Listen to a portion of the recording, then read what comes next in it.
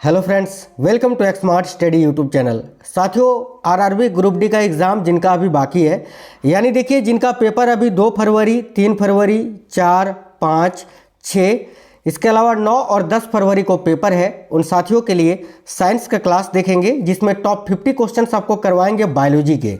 ठीक है, स्पेशल ये क्लास है जिसमें बायोलॉजी के उन टॉपिक्स को मैंने कवर किया है जहां से रेलवे ने अब तक परीक्षा जो आपका हुआ है उसमें क्वेश्चंस पूछे हैं। तो क्लास आपके लिए बहुत इंपॉर्टेंट है, बिना स्किप किए हुए आपको सारा क्लास आपको देखना है। मैं डेली आपको क्लासेस करवा रहा हूं साइंस का, करंट अफेयर्स का। उन क्लासों को जरूर से जरूर देखिए ताकि आप अच्छा स्कोर करके आओ पेपर में, जैसे कि हमारे बाकी के साथी करके आए हैं पेपर में। ठीक है, तो आप भी करके आओगे, ज़्यादा लोड मत लीजिएगा और अच्छे से जो करा रहा हूँ उसको कर लीजिएगा। साथियों, आप लोग इस वीडियो के नीचे कमेंट बॉक्स में ये बता दीजिएगा जिनका पेपर अभी बाकी है कि सर मेरा अभी एग्जाम नहीं हुआ है, मेरा पेपर बाकी है। ठीक है, चलिए शुरू करते हैं, देखते हैं क्वेश्चंस। पहला क्वेश्चन है, निम्न में से कौन सा अवयव रक्त में नहीं पाया जाता है? इनमें से कौन सा अवयव है जो कि रक्त में नहीं पाया जाता है? देखिए, रक्त में आरबीसी पाया जाता है, डब्ल्यूबीसी पाया जाता है, प्लाज्मा पाया जाता है, लेकिन प्लासेंटा नहीं पाया जाता है। अगर रक्त की बात करें ना, तो रक्त का जो तरल पदार्थ होता है ना, उसको साथियों प्लाज्मा कहते हैं। जैसे कि देखो, संपूर्ण रुधिर की अगर बात करें तो उसमें 55% प्लाज्मा केवल होता है और बाकी के जो 45% होती है ना, ये रक्त कणिकाएं होती हैं। जैसे कि देखो, 45% में क्या क्या आता है? इसमें आपका आरबीसी होता है, डब्ल्यूबीसी होता है और प्लेटलेट्स होता है। याद रखना, ये 45% में, और बाकी 55% इकलौता अकेला केवल प्लाज्मा होता है। ये याद रखिएगा आप। आगे देखिए, अगला क्वेश्चन है, डॉक्टर द्वारा स्फिग्नोमैनोमीटर से क्या जांचा जाता है? काफी इंपॉर्टेंट क्वेश्चन है। तो डॉक्टर द्वारा स्फिग्नोमैनोमीटर से क्या जांचा जाता है भाई? देखो, करेक्ट आंसर क्या हो जाएगा? ऑप्शन नंबर सी, रक्त का दबाव। रक्त के चाप को मापते हैं, रक्त के दबाव को हम मापते हैं भाई। ऑप्शन नंबर सी इसका करेक्ट आंसर हो जाएगा। डॉक्टर स्फिग्नोमैनोमीटर के द्वारा क्या मापते हैं? तो रक्त का दबाव। आगे देखिए, अगला क्वेश्चन है आपका, परिसंचरण तंत्र के खोजकर्ता कौन थे? यानी रक्त परिसंचरण तंत्र की खोज किसने की थी? बेसिकली यही आपको बताना है इस क्वेश्चन में। तो देखिए, रक्त परिसंचरण तंत्र की खोज किसने की थी? तो विलियम हार्वे ने की थी। ऑप्शन नंबर डी अगर आप बता रहे हैं साथियों तो बिल्कुल करेक्ट है, विलियम हार्वे। अगला क्वेश्चन है, परिसंचरण तंत्र के अध्ययन को क्या कहा जाता है? काफी अच्छा क्वेश्चन है। परिसंचरण तंत्र के अध्ययन को क्या कहा जाता है? तो देखिए, परिसंचरण तंत्र के अध्ययन को एंजियोलॉजी के नाम से हम जानते हैं। Option number C correct answer हो जाएगा, एंजियोलॉजी। याद रखेंगे, परिसंचरण तंत्र के अध्ययन को क्या कहा जाता है? तो angiology. Option number C correct होगा। नेक्स्ट है, रक्त के अध्ययन को क्या कहा जाता है? भाई, रक्त का अध्ययन ये विज्ञान की किस शाखा के अंतर्गत किया जाता है? तो देखो, रक्त का अध्ययन जो है वो हेमेटोलॉजी में किया जाता है। काफ़ी इंपॉर्टेंट क्वेश्चन है, हेमेटोलॉजी, ऑन्कोलॉजी में नहीं। ऑन्कोलॉजी में कैंसर का अध्ययन किया जाता है, याद रखेंगे। हेमेटोलॉजी करेक्ट आंसर हो जाएगा। ऑप्शन नंबर ए इस क्वेश्चन का करेक्ट आंसर है। देखिए, काफ़ी अच्छा क्वेश्चन है कि प्रोटीन का पाचन कहाँ से शुरू होता है?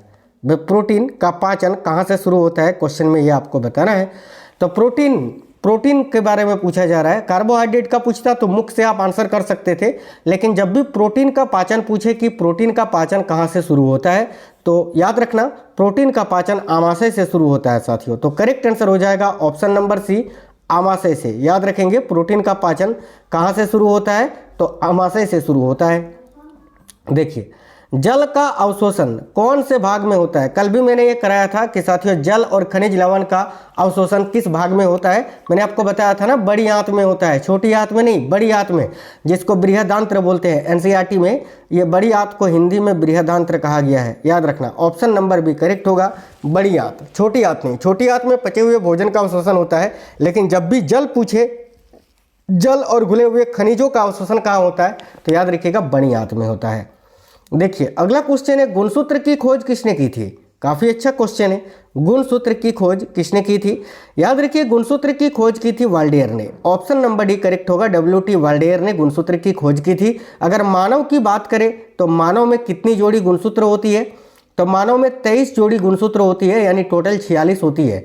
46 में 44 तो एक्रोसोम होते हैं और एक जोड़ी यानी 2 लिंग गुणसूत्र होते हैं, जो कि मिलकर 46 बनते हैं, जिसको आप क्रोमोसोम कहते हैं। मैं कई बार आपको पढ़ा चुका हूं ये सब। आगे देखिए, अगला क्वेश्चन है, कौन से कोशिकांग में श्वसन एवं ऊर्जा से संबंधित रासायनिक प्रक्रियाएं होती हैं? बताइए, इनमें से कौन सा कोशिकांग है जिसमें श्वसन एवं ऊर्जा से संबंधित रासायनिक प्रक्रियाएं होती हैं। श्वसन का अगर आपको नहीं भी पता था तो ऊर्जा का तो पता है ना कि कोशिका का पावर हाउस ऊर्जागिरी माइटोकॉन्ड्रिया को कहते हैं। तो इस क्वेश्चन का आंसर आप आसानी से माइटोकॉन्ड्रिया कर सकते हैं। ऑप्शन नंबर सी आपका करेक्ट आएगा, माइटोकॉन्ड्रिया।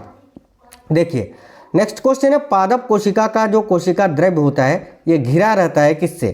पादप कोशिका का पूछा है, पादप कोशिका प्लांट सेल का।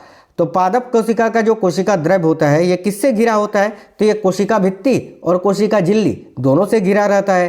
भाई सेल वाल और सेल मेम्ब्रेन दोनों ही तो पादप कोशिका में होता है ना। अगर यहाँ पर आपसे जंतु कोशिका पूछता कि जंतु कोशिका का जो साइटोप्लाज्म यानी कोशिका द्रव्य होता है वो किससे घिरा रहता है, तो केवल कोशिका झिल्ली आंसर होता, क्योंकि जंतु कोशिका में कोशिका भित्ति नहीं पाया जाता है। चलिए तो ऑप्शन नंबर ए आपका करेक्ट होगा, कोशिका भित्ति व कोशिका झिल्ली दोनों से। देखिए कोशिका द्रव्य व केंद्रिका द्रव्य मिलकर क्या कहलाते हैं? बताइए, कोशिका द्रव्य व केंद्रिका द्रव्य। देखिए कोशिका द्रव्य और केंद्रिका द्रव्य मिलकर इसको हम प्रोटोप्लाज्म बोलते हैं साथियों, जिसको आप हिंदी में जीव द्रव्य बोलते हैं। प्रोटोप्लाज्म शब्द जो है इसको 1839 में पुरकिंजे साहब ने दिया था। ये क्वेश्चन पूछा जाता है कि प्रोटोप्लाज्म शब्द को किसने दिया था? तो पुरकिंजे ने दिया था। कब दिया था? तो 1839 में दिया था, याद रखेंगे। देखिए आप लोग वीडियो को लाइक जरूर कर दीजिए साथियों। देखिए आप लोग एक लाइक करते हैं तो उससे हमें मोटिवेशन मिलता है, और आपके लिए जो है ना साथियों इतनी मेहनत करके ये कंटेंट तैयार करते हैं, हमेशा आपको एग्जाम ओरिएंटेड कराते हैं जो कि पेपर में आपसे डायरेक्ट पूछे जाते हैं। ध्यान से देखिए, कोशिका का सबसे बड़ा, देखिए कोशिका का सबसे बड़ा और सबसे छोटा कोशिकांग क्रमशः कौन सा है, ये आपको बताना है। देखिए कोशिका का सबसे बड़ा और सबसे छोटा जो कोशिकांग है ना, सबसे बड़ा की अगर बात करें तो वो तो केंद्रक है, और सबसे छोटा होता है राइबोसोम। तो ऑप्शन नंबर बी यहाँ आपका करेक्ट आएगा। कोशिका का सबसे बड़ा और सबसे छोटा कोशिकांग कौन सा है? तो केंद्रक व राइबोसोम। आगे देखिए, केंद्रक झिल्ली रहित कोशिकाएं क्या कहलाती है? यानी जिन कोशिकाओं के केंद्रक में झिल्ली नहीं होती है, ठीक है, उन कोशिकाओं को क्या कहते हैं? सिंपल सा क्वेश्चन है, प्रोकैरियोटिक कोशिका कहते हैं। ऑप्शन नंबर सी यहाँ आपका करेक्ट आंसर हो जाएगा। चलिए आगे देखिए, अगला क्वेश्चन है, मेनिंजेस आवरण में पाई जाने वाली 3 परतों के नाम क्या है? ये बहुत इंपॉर्टेंट क्वेश्चन है साथियों, ध्यान से देखिएगा। मेनिंजेस आवरण में पाई जाने वाली जो 3 परत है उनके नाम क्या है? तो देखिए मेनिंजेस परतों में पाई जाने वाली जो देखिए मेनिंजेस आवरण में पाई जाने वाली जो 3 परत है वो एक तो आपका ड्यूरामीटर है, एक आपका अरेक्नॉइड है और एक पायोमीटर है। यानी उपयुक्त तीनों, ये तीनों आवरण, देखिए ये जो तीनों परत है ना वो मेनिंजेस आवरण में पाई जाती है। Option number D correct answer हो जाएगा, उपयुक्त तीनों। देखिए प्रमस्तिष्क का प्रत्येक गोलार्ध कितने लॉब में विभक्त होता है? काफी इंपोर्टेंट क्वेश्चन है, डबल स्टार मार्क कर लीजिएगा। तो प्रमस्तिष्क का प्रत्येक गोलार्ध जो होता है ये कितने लॉब में विभक्त होता है? तो 4 लॉब में। ये 4 लॉब कौन कौन से हैं? बड़ा इंपॉर्टेंट है। एक होता है आपका ललाट, एक होता है पार्श्विका, एक होता है टेम्पोरल और एक होता है साथियों पश्च कपाल। याद रखना, ये 4 लोब हैं जो विभिन्न कार्यों को नियंत्रित करते हैं, ये आपको याद रखना है। अगला है, मस्तिष्क को कितने भागों में बांटा गया है? काफी इंपोर्टेंट क्वेश्चन है। देखिए मस्तिष्क जो होता है ना इसको 3 भागों में बांटा गया है, अग्र मस्तिष्क, मध्य मस्तिष्क और पश्च मस्तिष्क। इसको अंग्रेजी में आप फोर ब्रेन, मिड ब्रेन और हिंड ब्रेन के नाम से जानते हैं। तो ऑप्शन नंबर डी आपका करेक्ट आएगा। इन तीनों में सबसे बड़ा होता है आपका अग्र मस्तिष्क, ठीक है, उसके बाद होता है पश्च मस्तिष्क और सबसे छोटा होता है मध्य मस्तिष्क, याद रखना। अगला क्वेश्चन है, निम्न में से किसे मेटेनसिफेलॉन भी कहा जाता है? बताइए, मेटेनसिफेलॉन भी कहा जाता है इनमें से किसको? ये सारे मस्तिष्क के भाग हैं। और मेटेनसिफेलॉन ये किसको कहा जाता है? तो सेरेबेलम को। सेरेबेलम, सेरिब्रम नहीं, सेरेबेलम को जो है मेटेनसिफेलॉन के नाम से भी हम जानते हैं, याद रखिएगा। अग्र मस्तिष्क के अंतर्गत कौन से भाग आते हैं? बताइए, अग्र मस्तिष्क मैंने अभी बताया था ना फोर ब्रेन, तो अग्र मस्तिष्क के अंतर्गत कौन से भाग आते हैं? देखिए अग्र मस्तिष्क के अंतर्गत आपके साथियों यहाँ पर बात करें सेरेबेलम आता है, यानी अनुमस्तिष्क, सेरेब्रम आता है, यानी सेरेब्रम नहीं आता है, सेरेब्रम नहीं आता है। देखिए यहाँ पर जो है ना सेरेबेलम आता है, माफ करना यार, अनुमस्तिष्क कहाँ से आएगा यार, सेरेबेलम नहीं आता है, सेरेब्रम आता है, यानी प्रमस्तिष्क आएगा और डाइसेफिलॉन आएगा, यानी बी और सी करेक्ट होगा। ऑप्शन नंबर डी इस क्वेश्चन का करेक्ट होगा, याद रखिएगा। आगे देखिए क्वेश्चन नंबर 19, हमारे भोजन में हमारे शरीर के लिए सबसे जरूरी और सूक्ष्म भाग कौन सा होता है? बताइएगा, बहुत ही अच्छा क्वेश्चन है कि हमारे भोजन में हमारे शरीर के लिए सबसे जरूरी और सूक्ष्म भाग कौन सा होता है। देखिए करेक्ट होगा विटामिन्स। विटामिन्स अगर आप बता रहे हैं तो बिल्कुल करेक्ट है, ऑप्शन नंबर ए करेक्ट होगा। किसी व्यक्ति का रक्तचाप किस रूप में अभिव्यक्त किया जाता है। बताइए, किसी भी व्यक्ति का जो रक्तचाप होता है वो किस रूप में अभिव्यक्त किया जाता है। तो देखिए करेक्ट आंसर होगा, देखिए सिस्टोलिक और डायस्टोलिक दोनों में ही भाई। तो option number C correct answer हो जाएगा, उपयुक्त तो दोनों में याद रखेंगे। अगला है 120/80 में ऊपर की संख्या क्या दर्शाती है जब हम रक्तचाप मापते हैं। जैसे कि एक स्वस्थ मनुष्य का जो रक्तचाप होता है वो 120/80 होता है ना। तो ये ऊपर और नीचे, ये ऊपर का पूछा है कि ऊपर की संख्या, यानी ये ऊपर वाला भाग जो है ये क्या दर्शाती है। तो ऊपर की संख्या जो है ये सिस्टोलिक को दर्शाता है। और याद रखना, अगर आपसे कोई भी क्वेश्चन में नीचे वाला पूछे कि 120/80 जैसे कि ये रक्तचाप है तो ये नीचे की संख्या क्या दर्शाती है, तो नीचे की संख्या जो होती है ये डायस्टोलिक को दर्शाती है। ठीक है, आगे देखिए नेक्स्ट है, हमारे शरीर में कार्बोहाइड्रेट किस रूप में संचित रहता है। बहुत ही अच्छा क्वेश्चन है। तो हमारे शरीर में कार्बोहाइड्रेट किस रूप में संचित रहता है। देखिए करेक्ट होगा ग्लाइकोजन के रूप में। करेक्ट आएगा साथियों ऑप्शन नंबर डी, ग्लाइकोजन के रूप में याद रखेंगे। प्रोटीन से हमारे शरीर को क्या मिलता है, काफ़ी इंपोर्टेंट क्वेश्चन है कि प्रोटीन से हमारे शरीर को क्या मिलता है। तो भाई प्रोटीन से हमारे शरीर को नाइट्रोजन की प्राप्ति होती है साथियों। क्वेश्चन मैंने कल भी पढ़ाया था, ये याद रखना। प्रोटीन से हमारे शरीर को क्या मिलती है भाई, तो नाइट्रोजन की प्राप्ति होती है। देखिए हमारा शरीर जंक फूड खाने से मोटा हो जाता है, जिसमें किसकी मात्रा अधिक होती है। जंक फूड जो हम खाते हैं वो खाने से हमारा शरीर जो है मोटा हो जाता है, उसमें किसकी मात्रा अधिक होती है यही आपको बताना है। तो वसा की, फैट्स की मात्रा अधिक होती है। ऑप्शन नंबर सी करेक्ट होगा, वसा की। आगे देखिए नेक्स्ट है, श्वसनी शोथ रोग किस अंग से संबंधित है। तो श्वसनी शोथ रोग जो है ये किस अंग से संबंधित है। देखिए करेक्ट आएगा ब्रोंची से। Option number D correct answer होगा, ब्रोंची। याद रखना, ये ब्रोंकाई के नाम से भी इसको जानते हैं। तो ऑप्शन नंबर डी आपका करेक्ट आंसर हो जाएगा। आगे देखिए, श्वसन तंत्र का प्राथमिक कार्य क्या होता है। श्वसन तंत्र का प्राथमिक कार्य पूछा है भाई। तो देखिए श्वसन तंत्र का जो प्राथमिक कार्य होता है वो यही होता है कि शरीर में ऑक्सीजन को ले जाना। ऑप्शन नंबर भी करेक्ट है, शरीर में ऑक्सीजन ले जाना। नेक्स्ट क्वेश्चन है, सांस को नियंत्रित करने वाली मांसपेशी कौन सी होती है। तो सांस को नियंत्रित करने वाली जो मांसपेशी है ये कौन सी होती है। काफ़ी इंपॉर्टेंट क्वेश्चन है, डबल स्टार मार्क कर लीजिएगा। तो सांस को नियंत्रित करने वाली जो मांसपेशी होती है वो होती है डायाफ्राम। देखिए option number A right answer है, डायाफ्राम, जो कि सांस को नियंत्रित करने वाली मांसपेशी होती है।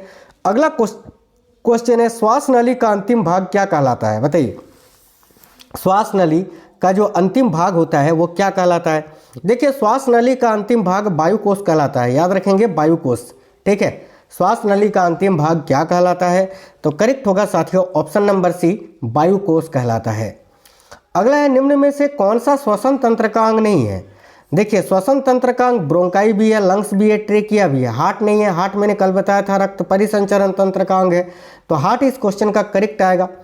आरएनए से संबंधित कौन सा कथन सत्य है, आपको बताना है कि आरएनए से संबंधित यानी राइबोन्यूक्लिक एसिड से संबंधित कौन सा कथन सही है।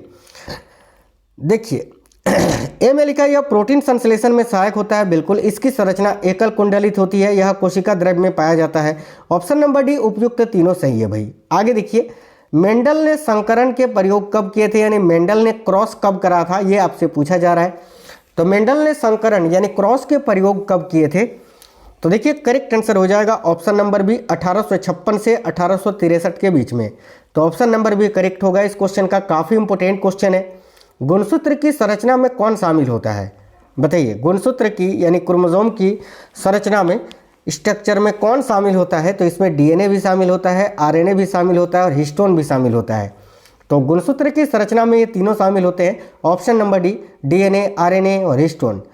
आगे देखिए, अगला क्वेश्चन है, मेंडल के प्रयोग में कैपिटल टी क्या दर्शाता है। मेंडल ने जो प्रयोग किए थे उसके परिणाम में जो कैपिटल टी प्राप्त हुआ था, कैपिटल टी जो है ये क्या दर्शाता है। तो कैपिटल टी जो होता है ये लंबाई को दर्शाता है, इसके अलावा प्रभावी लक्षण को दर्शाता है। तो ऑप्शन नंबर डी इसको हम आंसर करेंगे। ऑप्शन नंबर डी, ए और सी दोनों, कि मेंडल के प्रयोग में कैपिटल टी जो है ये लंबाई और प्रभावी लक्षण इन दोनों को ही दर्शाता है। देखिए अगला है, नए जीव उत्पन्न होने की प्रक्रिया क्या कहलाती है। काफ़ी अच्छा क्वेश्चन है कि नए जीव उत्पन्न होने की जो प्रक्रिया है यह क्या कहलाती है। तो याद रखेंगे, नए जीव उत्पन्न होने की प्रक्रिया जनन कहलाती है। जनन करेक्ट आंसर होगा ऑप्शन नंबर बी, जनन। आगे देखिए, मेंडल द्वारा चयनित मटर के पौधों का या पौधे का कौन सा लक्षण है जो आनुवांशिकता के प्रयोग के लिए नहीं चुना गया।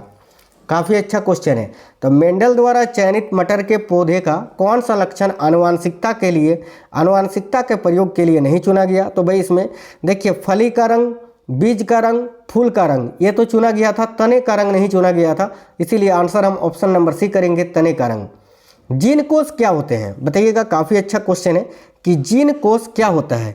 देखिए, जीन कोष की बात करें तो ये एक क्रोमोसोम में कुल कितने जीन होते हैं उसी को जीन कोष बोलते हैं।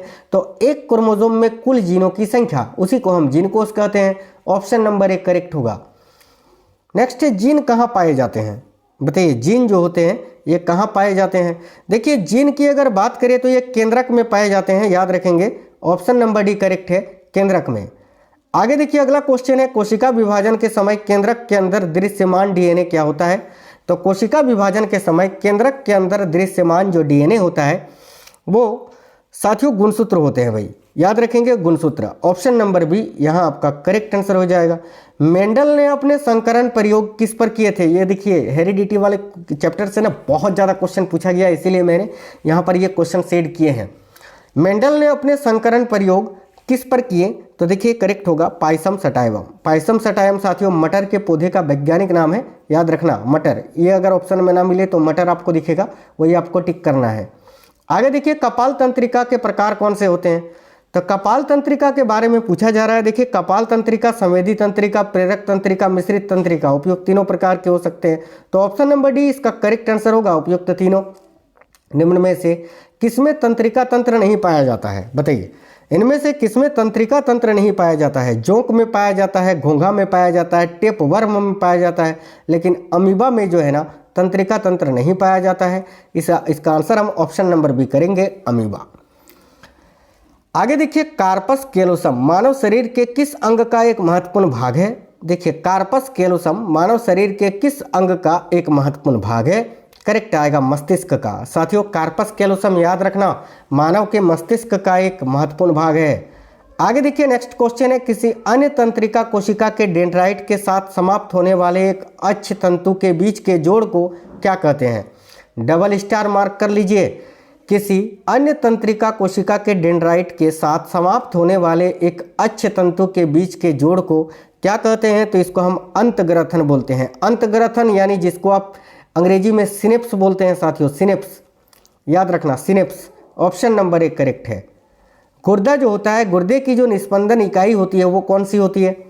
देखिए, गुर्दे की जो निस्पंदन इकाई होती है ना वो क्या होती है, यही आपसे पूछा जा रहा है। तो याद रखना नेफ्रॉन होता है भाई, नेफ्रॉन करेक्ट आएगा, ऑप्शन नंबर बी नेफ्रॉन।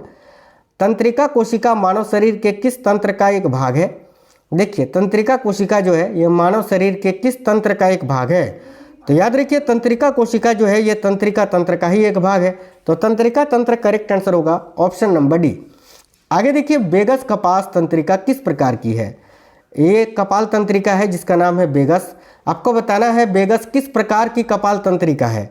देखिए, बेगस जो है ना ये सबसे लंबी कपाल तंत्रिका होती है, सबसे लंबी। बहुत इंपॉर्टेंट क्वेश्चन है, वेरी वेरी इंपॉर्टेंट। याद रखना, वेगस कपाल तंत्रिका किस प्रकार की होती है। तो ये सबसे लंबी कपाल तंत्रिका होती है। ऑप्शन नंबर ए करेक्ट होगा, सबसे लंबी। स्पाइनल कॉर्ड यानी कशेरुक रज्जु में से कितनी जोड़ी तंत्रिका निकलती है। तो भाई स्पाइनल कॉर्ड यानी कशेरुक रज्जु में से कितनी जोड़ी तंत्रिका निकलती है। तो 31 जोड़ी निकलती है साथियों, 31 जोड़ी। देखिए, ऑप्शन नंबर डी करेक्ट होगा, 31 जोड़ी। अगर आपसे पूछेगा कि कपाल तंत्रिका कितनी जोड़ी होती है तो याद रखना 12 जोड़ी होती है। कपाल तंत्रिका 12 जोड़ी होती है और कशेरुक रज्जु यानी स्पाइनल कॉर्ड जो है ये 31 जोड़ी होती है भाई। आगे देखिए, अगला क्वेश्चन है, निम्न में से कौन नेफ्रॉन का हिस्सा नहीं है। देखिए, नेफ्रॉन का हिस्सा इनमें से कौन सा नहीं है। सबसे पहले देख लेते हैं कौन कौन से नेफ्रॉन के हिस्सा हैं। तो देखो, ब्रिकिया नलिका, ब्रिक कनिका और बोमेन कैप्सूल ये सभी नेफ्रॉन का ही हिस्सा है, लेकिन हीलम जो है ये नेफ्रॉन का हिस्सा नहीं है। तो ऑप्शन नंबर सी इस क्वेश्चन का आंसर हो जाएगा। नेक्स्ट क्वेश्चन है, न्यूरॉन के किस भाग में सूचना प्राप्त होती है? बहुत इंपॉर्टेंट क्वेश्चन है, very very important, double star mark कर लीजिए। तो न्यूरॉन का कौन सा भाग है जहां से सूचना प्राप्त होती है? तो डेंड्राइट से। डेंड्राइट, जिसको हिंदी में आप दुर्मिकाएं बोलते हैं, याद रखना, डेंड्राइट से जो है सूचना प्राप्त होती है। ऑप्शन नंबर ए इस क्वेश्चन का करेक्ट आंसर हो जाएगा। अगला क्वेश्चन है, रीढ़ की हड्डी में पाई जाने वाली स्टार के आकार की कोशिकाएं कौन सी होती है? बहुत इंपॉर्टेंट क्वेश्चन है। तो रीढ़ की हड्डी में पाई जाने वाली स्टार की आकार की जो कोशिकाएं होती है वो उसको हम क्या कहते हैं? तो भाई इसको एस्ट्रोग्लिया के नाम से जानते हैं। ऑप्शन नंबर सी यहाँ आपका करेक्ट आंसर हो जाएगा। साथियों, एक क्वेश्चन मैं आपसे पूछूंगा, उसका आंसर आप कमेंट बॉक्स में बताएंगे। होमवर्क का ये क्वेश्चन है। तो चलिए सभी लोग बताइए कि तंत्रिका तंत्र की मूलभूत संरचनात्मक एवं कार्यात्मक इकाई क्या होती है? मैं कई बार आपको ये पढ़ा चुका हूँ, तो आप लोग इसका आंसर कमेंट बॉक्स में बता दीजिए। यही आपका होमवर्क का क्वेश्चन रहेगा आज का इस क्लास का। चलिए तो सभी लोग कमेंट बॉक्स में बता दीजिए कि तंत्रिका तंत्र की मूलभूत संरचनात्मक एवं कार्यात्मक इकाई कौन सी होती है? Neuron, nephron, xenon. इसका आंसर सभी लोग कमेंट बॉक्स में बताएंगे। और साथियों, जो करेंट अफेयर्स की क्लासेस करवा रहे हैं, चुपचाप देख लेना सारी क्लासेस, बहुत इंपॉर्टेंट है। डायरेक्ट क्वेश्चंस पेपर में आएंगे। 20 क्वेश्चन करेंट अफेयर्स का पूछ रहा है, हल्के में मत लेना। जो करेंट कर लेगा ना वो सिलेक्शन ले जाएगा। चलिए तो मिलते हैं आपसे नेक्स्ट वीडियो में। जय हिंद साथियों, वंदे मातरम।